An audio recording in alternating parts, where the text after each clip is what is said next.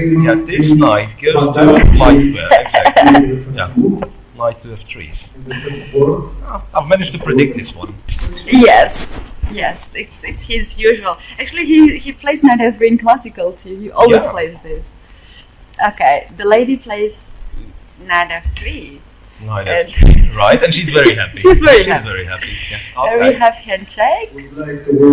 So let's see. That's Round of will course. start in exactly 1 minute. Oh, 1 second I meant. It starts. Yeah, it starts knight f3, d5, and this is going to be the game we will be concentrated mostly on. But of course, we will keep a track of what happens on board 1, board 2, which has to be board 1. Very interesting. Confusing. Yeah, actually, that's the main issue for today, for us, for everybody. And it is very interesting who will win the prize, which is really high. Yeah, the prize. This total prize is 2 forget, million. Yeah, let's not forget. Somebody will be very, very happy today. And by the way, happy birthday! It's your birthday today. Thanks. Yeah, I was. Thank you very much. Okay, so what happens here? Knight f3 and Magnus went for d5, bishop g4, e6. So this way or another, it's one of the main setups against knight f3, against the red opening. It's just that you can you can try to achieve the same setup with black via different move orders. Some people prefer to put the knight on f6 earlier, some people prefer to go c6. And he decides to develop his bishop on g4, not to catch up on c8. c4, c6. c4 and c6, yeah, and I believe that has to be well known to Pantsulaia. I mean, he usually plays this red opening with c4. Right, on board 2, Rauf Mamedov faces Vladimir Fedoseev, of course, very, very important game for both of them. Peter Swidler plays with Vishy Anand. It's a Caro-Kann there. Vishy went for Caro-Kann. Somewhat surprising. One Hao against Safarli, some Sicilian. Then we have, Mamid Yarov managed to climb up. We have 3 other players on the top boards. Yeah, Mamid Yarov is quite high in the standings. I think he is on 6.5. It started quite badly for Shahriar Mamediyarov, but yeah. And yesterday he managed to win last game. I think last 2 games he has won. I had a little chat with Father Jabba right before we started, and he seems very much upset of his loss with Fedoseev. Yeah, he's of course frustrated. He's still talking about this. That means that he has this problem to forget that game, and it followed another to lose for him. Yeah, he lost 3 in a row, I guess. Yeah, Badur Jababa, and that obviously gives you an idea. He was one of the leaders after round 1. Yes, so he shared first, second places. 4.5 out of 5, and then he scored only 1 point, I guess. So now he's on +1, only 5.5 out of 10. Yeah.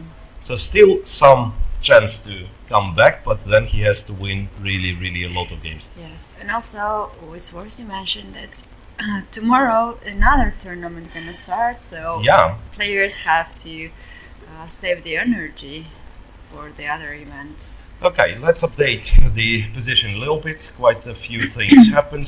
As I said, bishop g4 and then e6, which is a little bit unusual moves order, but yeah, what we have now is quite common. Last move, bishop e3, might seem surprising to someone, but it has its point. The point being that white takes control over b6 square.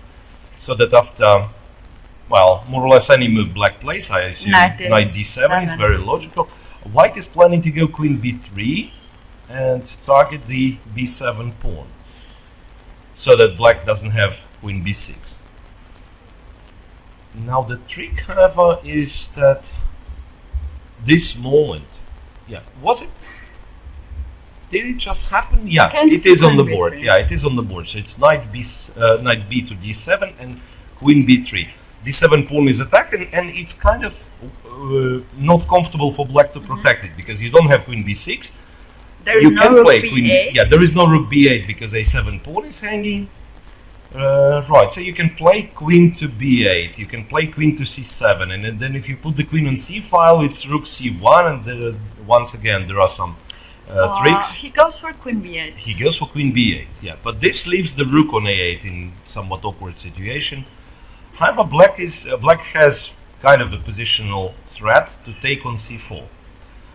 Because this position can be played with bishop on g4 for black or with the bishop on f5. And why bishop on g4 makes difference? That if white goes rook c1, for instance, black can take. And usually you would prefer to take with the queen, but in this case, black takes and gives knight e5, which would not be possible with bishop on f5. Knight e5, attacking the queen and then takes on f3. Double the pawns on f5. This is something that white does not want. So the opening, well, it's 9 moves only, but I'd say the opening stage is more or less over, and it looks like Magnus has the reasons to be, well, happy here, because it's not a simplified position, but literally every single unit is on the board, so it's quite complex. Well, a3, so that means that Pantsulaia is fine taking with the pawn here. Right? I don't think he is going to take with the queen. So he will probably take with the pawn, and then black can, play a5, try to put the knight on c5. So I think black has something to play. Has some play. Rook e8. Well, once again, logical move. Now if white takes, I assume black will take with e-pawn, opening the file, right? Then the other point of rook e8 is that somewhere, maybe, not immediately because d5 is hanging, but somewhere black will play e6, e5. So an interesting strategical fight in front of us.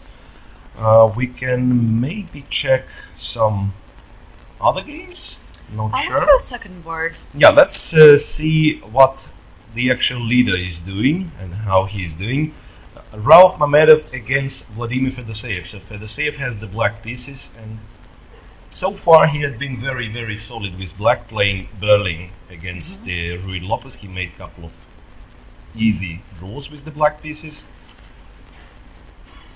Yeah, we are still with Magnus Carlsen here. Right, so, well, I wonder if we can just switch to board 2 on a camera view. So, Rauf Mamedov against Vladimir Fedoseev. Rauf went for bishop c4, so that's so-called gioco piano Italian, right? Bishop c4 and then playing d3 and c3.